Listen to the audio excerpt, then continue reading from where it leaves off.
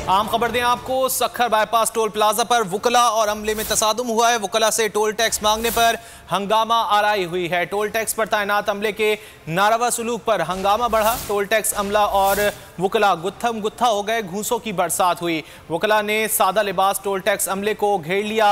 वुकला ने toll tax पर कायम कमरों के दरवाजों पर लातें बरसाई। आधे घंटे तक टोल प्लाजा का इलाका मैदान जंग बना रहा और बाईपास टोल प्लाजा पर वुकला और अमले में तसादुम हुआ है। वुकला से टोल टैक्स मांगने पर यह हंगामा आराई हुई है और टोल टैक्स पर तैनात अमले के नारवा सलूक पर यह हंगामा बढ़ा है। टोल टैक्स अमला और वुकला गुत्थम गुत्था, घूंसों की बरसात। वुकला ने सादा लिबास टोल टैक्स अमले को घेर लिया है। मनाजिर भी आप बोल न्यूज़ की स्क्रीन पर देख सकते हैं। वुकला ने टोल टैक्स पर कायम कमरों के दरवाजों पर लातें बरसाई। आधे घंटे तक टोल प्लाजा का इलाका मैदान जंग बना रहा। टोल टैक्स का अमला हर शख्स से इंतहाई बदतमीजी से पेश आता है, वुकला की जानिब से ये कहना है, और सादा लिबास गनबरदार हर शख्स को दबाव और धौंस का शिकार बनाते हैं।